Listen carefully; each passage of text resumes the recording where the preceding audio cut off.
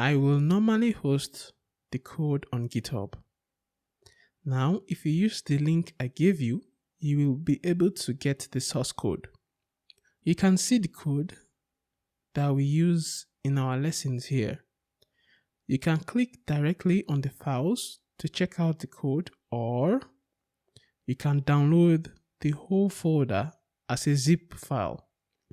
You can open it up and then open the folder using VS Code or your WebStorm. For example, I can open VS Code and say open folder.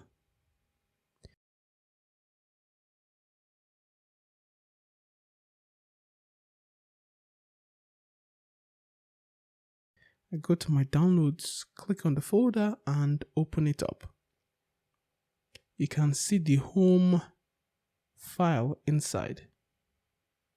So in case you're following the lesson and you just need the original code, you can download the whole folder and open it as a project.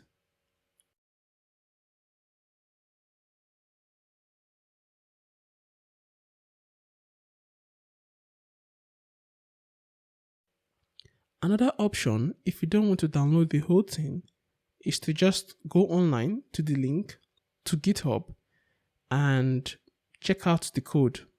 This will help you follow up with the lessons very well.